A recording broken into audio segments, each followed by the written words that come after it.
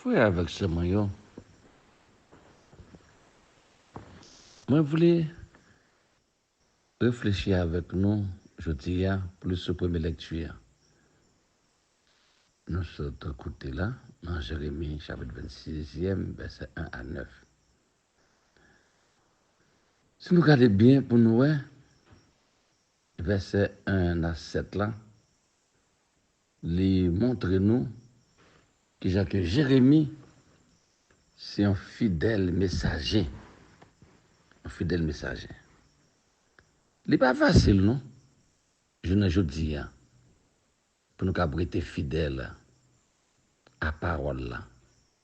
Il est fidèle à bon Dieu. Jérémie, depuis le commencement, service li, il était gagné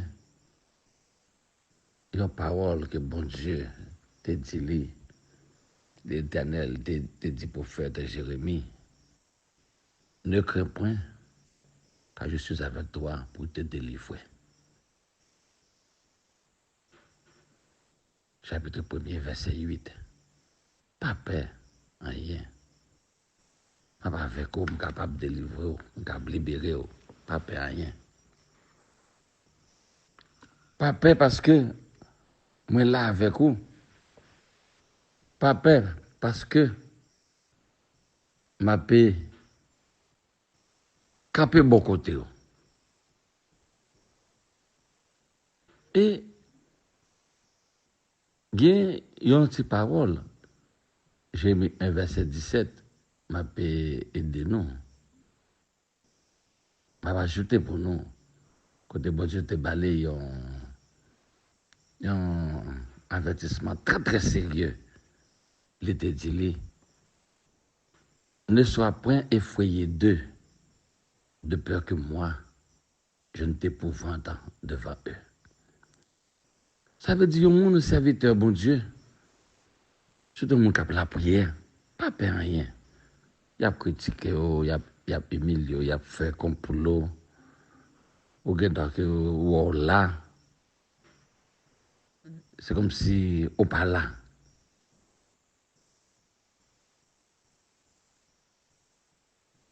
Là où même son monde qui choisit, donc le prophète Jérémie, bon Dieu avec lui, bon Dieu choisit lui.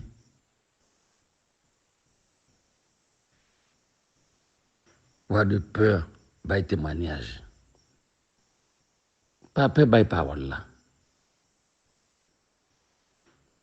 Et Jérémie, te by parole là.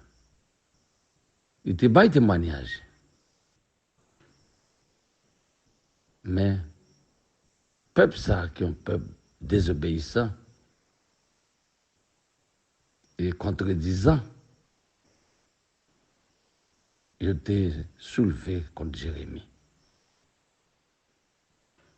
Donc, Jérémie rencontrait une hostilité croissante de la part de ce peuple désobéissant et contredisant.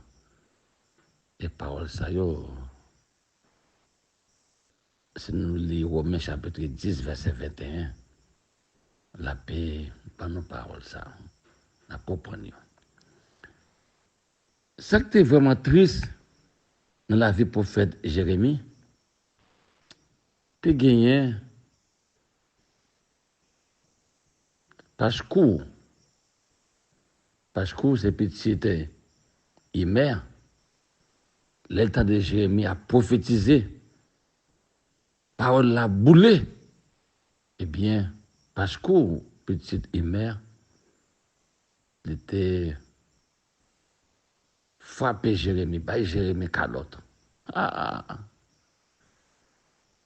Il finit par Jérémie calotte et puis il prend Jérémie. Il est considéré comme un criminel.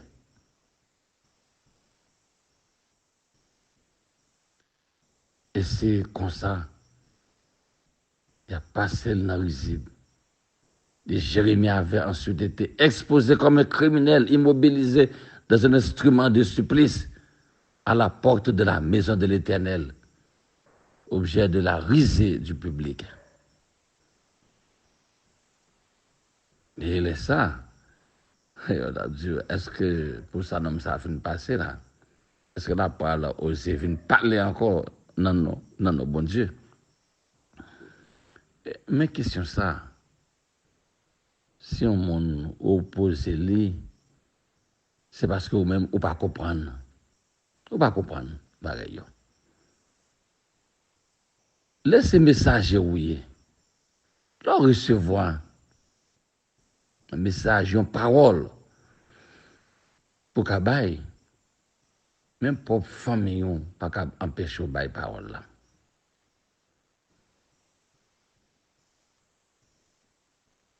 Et là, on a regardé, sur la Bible, ça là, je dis là, Jérémie chapitre 26, verset 1 à 9.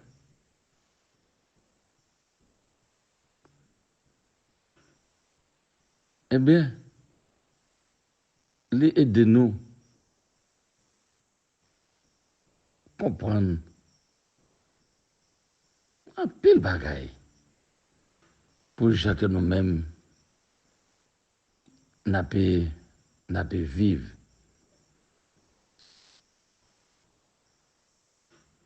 Nous sommes comme au chapitre 7, au début du règne de Jéhoiakim. Jéhoiakim, c'était un roi en Juda qui était plus méchant, plus dur. Jéhoiakim était sans pitié envers bon Dieu. Jéhoiakim était vraiment corrompu dans l'action qu'il a posée contre le peuple là. Jéhoiakim, pas hésité pour le jeter par le bon Dieu. Hein. Mettez-le de côté. Mais l'oublier, ça, bon Dieu dit dans Proverbe 13, verset 13, celui qui méprise la parole sera lié par elle. Et c'est ça qui vient d'arriver.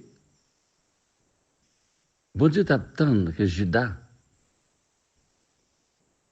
les repentit. Et lui m'a dit serviteur pour être capable de bailler parole là, et Jean le baille là. Pas bérer parole là. Il dit prophète Jérémie, n'en retranche pas une parole. Et depuis dans le livre de Deutéronome, chapitre 4, verset 2, on a gagné parole ça. Yo. La parole de Dieu n'est-elle pas comme un marteau capable de briser le roc? Pas grand chose là-dedans, par le bon Dieu. Et je ne dis pas, toujours dire ça. Si parole là t'es prêché, j'ai là de prêcher, t'as gagné dans l'autre monde, t'as gagné dans l'autre société, t'as gagné dans l'autre pays. Et c'est là pour nous voir que j'ai bon Dieu, toujours attendre nos repentis. Le verset 3, ça dit, verset 3 est touchant et plein de sollicitude. Peut-être qu'ils écouteront. Peut-être qu'ils écouteront. Bon Dieu toujours attend, bon Dieu patient. Bon Dieu connaît d'avance accueil que nous-mêmes nous réserver à parole liée. Ah oui.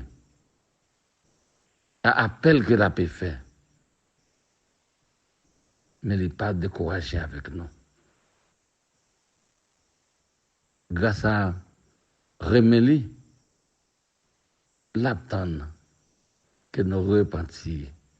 Dans son amour immuable, il a compassion de son peuple et de sa demeure et il presse Judas de se repentir. S'il multiplie ses appels à notre égard, attendons-nous, comme Judas le fit, qu'il n'y ait plus de remède. 2 Chroniques, chapitre 36, versets 15 et 16. Dans nos paroles, ça. Nous connaissons. Il n'est pas facile pour dire la vérité. D'ailleurs, je dis, toute vérité n'est pas bonne à dire.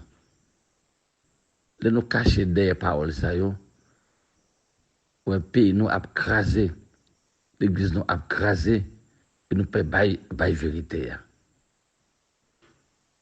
Il n'est pas toujours facile de dire toute la vérité. Actes des Apôtres, chapitre 20, verset 27, de Timothée 4, verset 1 à 4. Mais nous-mêmes, Jérémie, dit pas parole là.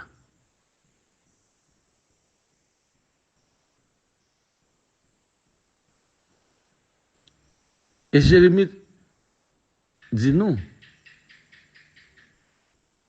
Jérémie 20, verset 8, il dit nous ça. Toutes les fois que je parle, je crie, je proclame la violence et la dévastation.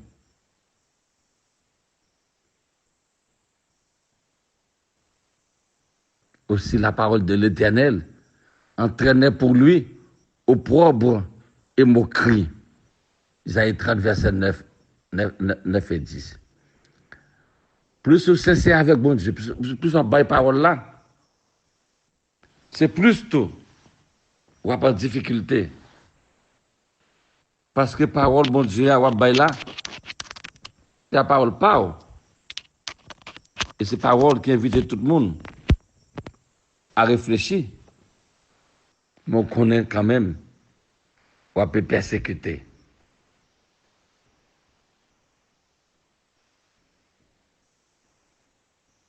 Et ici, l'Éternel avertissait, je rendrai cette maison comme silo et je livrerai cette ville pour être une malédiction à toutes les nations de la terre. Verset 6. Pour délivrer ce message, le prophète doit se tenir sur le parvis de la maison de Dieu, au centre même de l'activité religieuse de ce peuple. Ceux auxquels il va s'adresser sont venus de toutes les villes pour se prosterner dans la maison de l'Éternel. Cette attitude de révérence laisse augurer qu'ils sont tous disposés à accepter le message de Dieu et à se convertir. Hélas, il n'en sera rien. Plus tard, le Seigneur s'écriera à Jérusalem, hypocrite. Ce peuple m'honore des lèvres, mais leur cœur est fort éloigné de moi. Matthieu 15, versets 7 et 8. Prenons garde. Si la conscience s'endurcit, une profession extérieure peut subsister. Mais il n'y a plus que vide et fausseté dans le cœur. Au lieu de l'amour pour Christ, c'est un terrain, hélas, très favorable pour les entreprises de Satan. La plus fois, mon nous passé, qui est capable, quoi, pour aider mon avancer, pas parce que même qui est plus mal. On nous réfléchit. Dans verset 8 à 11 ans, montre-nous que Jérémie est à nouveau menacé de mort.